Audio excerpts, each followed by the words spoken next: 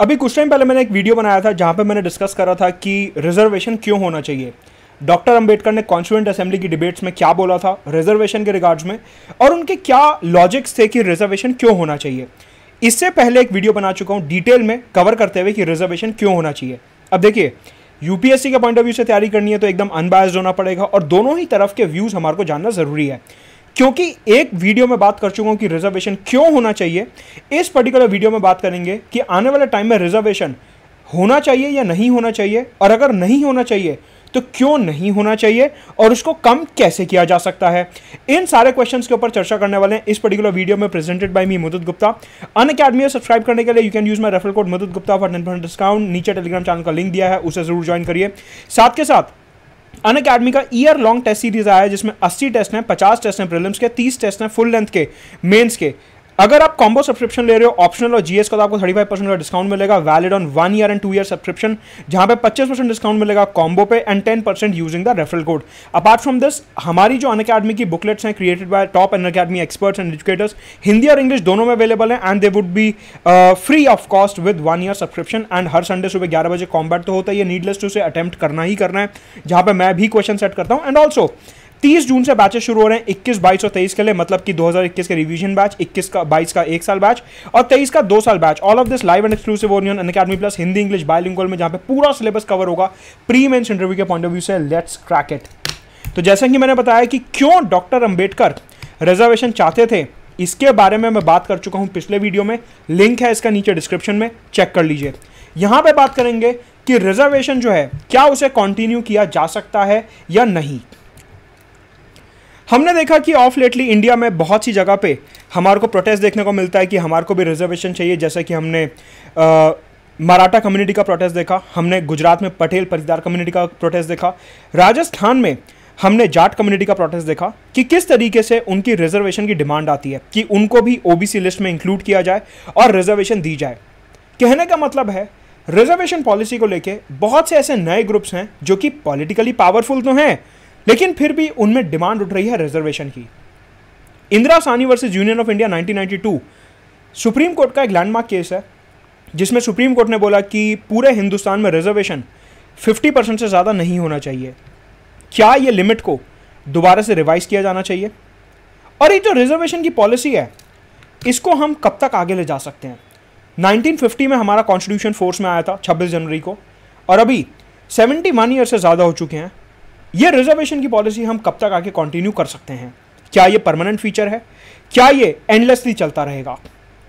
देखिए, डॉक्टर अंबेडकर ने constituent assembly में जब रिजर्वेशन के रिगार्ड्स में बात करी थी, उन्होंने बोला था कि ये जो आरक्षण है इसको टेम्परेरी बेसिस पे फोर्स में लाया जाए।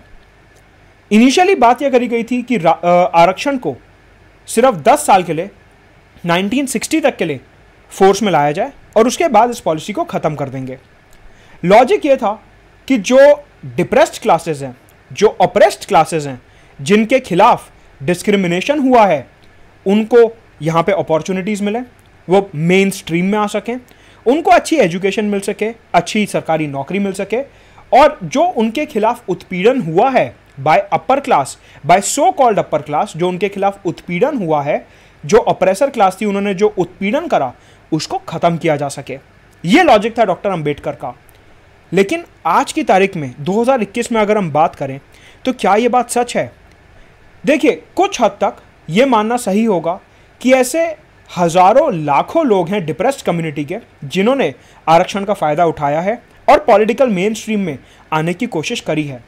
मतलब कि ऐसे लोग जिनको आईआईटी, आईआईएम्स, बाकी जगहों पे इंक्लूडिंग एम्स, आईएएस, आईपीएस की नौकरी, सरकारी नौकरी में आरक्षण मिला और उन्होंने अपने आप को अपलिफ्ट करने की कोशिश करी, उनका वहां से विकास हो चुका है और वो मेन स्ट्रीम में आ चुके हैं।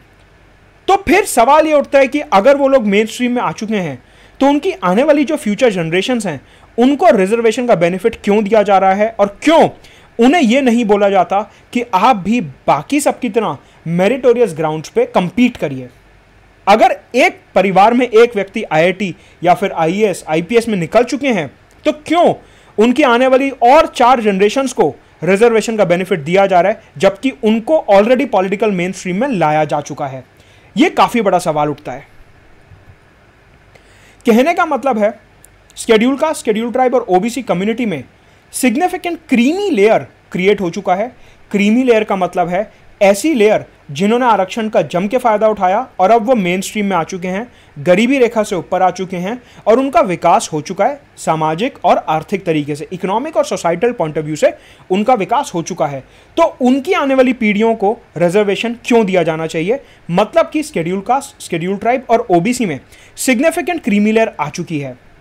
यहां पे आपको एक बात और ध्यान रखनी होगी कि जो क्रीमी लेयर है शेड्यूल कास्ट, शेड्यूल ट्राइब और ओबीसी में, उनको जो बार बार रिजर्वेशन का बेनिफिट मिल रहा है, उसका एसेंशियल मतलब यह है कि उन्हीं की कास्ट में जो पिछड़े हुए लोग हैं, उन्हीं की क्लास में जो depressed of the depressed class हैं, उन्हीं की कैटेगरी में जो मोस्ट डिप्रेस्ड क्लास हैं, उनको रिजर्वेशन का बेनिफिट नहीं मिल पा रहा है। क्योंकि रिजर्वेशन का सारा बेनिफिट कौन लेके जा रहा है? जो क्रीमी लेयर है इन कैटेगरीज में, उनको सारा का सारा रिजर्वेशन का बेनिफिट मिल रहा है। तो जो एकदम पिछड़ा हुआ वर्ग है उसी कैटेगरी में, उनको रिजर्वेशन का बेनिफिट नहीं मिल रहा। तो ये तो वही आर्ग्यूमेंट हुआ ना जो डॉक्टर अंबेडकर ने कॉन्स्टिट्यूएंट असेंबली में दिया था कि जो ऑपरेसर क्लास है, जो ब्राह्मण और अपर क्लास हैं, उनकी वजह से जो डिप्रेस क्लासेस थी वो पीछे रही। यही आर्ग्यूमेंट हम 2021 में लगा सकते हैं कि जो कैटेगरी के अंदर क्रीमी लेयर है वो क्योंकि आरक्षण का बार बार बेनिफिट ले रही है, इस वजह से जो मोस्ट डिप्रेस्ड क्लास है उनको बेनिफिट नहीं मिल रहा रिजर्वेशन का। तो सेम लॉजिक से क्रीमी लेयर को हटा देना चाहिए। कहने का मतलब है हर कास्ट को, हर schedule caste, schedule tribe, OBC को सब कैटेगराइज किया जाना चाहिए। मतलब कि कैटेगरी के अंदर कैटेगरी बनाई जानी चाहिए और जिस कैटेगरी के लोगों ने सबसे ज़्यादा आरक्षण का बेनिफिट ले लिया है उनको क्रीमी लेयर के नाम पे उधर से हटा देना चाहिए। धीरे धीरे करके ऐसे क्रीमी लेयर हटाते रहेंगे तो आने वाले समय में लॉन्ग टर्म में रिजर्वेशन की पॉलिसी को ख़त्म किया जा सकता है।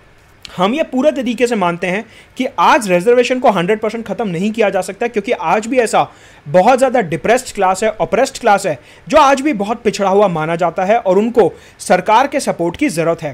तो एकदम से रिजर्वेशन 0% कर देना आज की तारीख में प्रैक्टिकल नहीं है। हाँ, अगर हम क्रीमी लेयर को हटाना शुरू करें आज से, तो जाके 20, 30, 40 साल बाद लगेगा कि हाँ, रिजर्वेशन की शायद अब ज़रूरत नहीं है। कहने का मतलब है धीरे धीरे हमारे को रिजर्वेशन का स्कोप जो है उसको कम करना होगा। यहां पे आपको यह समझना है कि जो रिजर्वेशन की पॉलिसी होती है ये कहीं ना कहीं डिप्रेस्ड क्लासेस का फायदा तो कर रही है कि उनको मेन स्ट्रीम में लाया जा रहा है, लेकिन अगर हम ह्यूमन साइकोलॉजी की बात करते हैं, अगर हम दिमाग की बात करते हैं, तो रिजर्वेशन की वजह से कास्ट कॉन्शियसनेस क्रिएट हो रहा है। रिजर्वेशन की वजह से कास्ट के बीच में डिवीजन क्रिएट हो रहा है। मतलब कि हम देखते हैं कि स्कूल, कॉलेजेस वगैरह में अगर हमारे साथ कोई ऑप्रेस्ड क्लास का व्यक्ति होता है तो हमारे दिमाग में एकदम से आ जाता है कि ये तो शेड्यूल कास्ट कम्युनिटी से हैं, ये तो शेड्यूल ट्राइब कम्युनिटी से हैं, ये तो ओबीसी कम्युनिटी से हैं। चाहे हम माने चाहे ना माने, लेकिन ये एक ह्यूमन नेचर है कि जो कास्ट डिवीजन होता है वो दिमाग में रह जाता है। That is primarily because of the policy of reservation. कहने का मतलब है अगर हम कास्ट बेस्ड रिजर्वेशन को धीरे धीरे खत्म करें तो आने वाले समय में कोई कास्ट के कॉन्सेप्ट के बेसिस पे डिवाइसिवनेस, डिवीजन क्रिएट ही नहीं करेगा।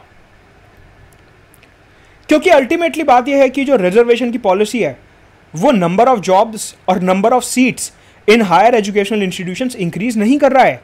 Reservation is basically a rationing policy. ये राशन कर रहा है कि अगर 100 सीटें हैं तो उसमें से 50 सीट डिप्रेस क्लास को मिलनी चाहिए, 50 seat oppressor class, upper class को मिलनी चाहिए। कहने का मतलब है हमारा जो लॉन्ग टर्म ऑब्जेक्टिव होना चाहिए वो ये होना चाहिए कि किस तरीके से हम ज़्यादा से ज़्यादा नौकरियां, ज़्यादा से ज़्यादा एजुकेशनल इंस्टीट्यूशन में सीट्स और ज़्यादा से ज़्यादा अपॉर्चुनिटीज़ क्रिएट कर पाएं। हमारा फोकस होना चाहिए कि सबको एजुकेशन कैसे दी जाए, सबको प्रॉपर हेल्थ केयर कैसे दिया जाए। कोरोना के बाद हमारे को रियलाइज हुआ कि हेल्थ केयर हमारे देश में कितना वीक है, किस तरीके से हर एक व्यक्ति को प्रॉपर हेल्थ केयर मिलना चाहिए, हर किसी को पेंशन, सोशल सिक्योरिटी, इंश्योरेंस मिलना चाहिए। हमारा फोकस इस टाइम पे इन लॉन्ग टर्म बेनिफिट्स पे होना चाहिए जो अक्रॉस कास्ट, अक्रॉस कैटेगरीज सबको मिलना चाहिए, इररिस्पेक्टिव वो किस कम्युनिटी कास्ट से आते हैं। हमारा लॉन्ग टर्म ऑब्जेक्टिव अगर इन चीजों पे होगा तो कास्ट के बेस पे डिवीजन, कास्ट के नाम पे जो ये जो एक कॉन्शियसनेस है इसको कम किया जा सकेगा।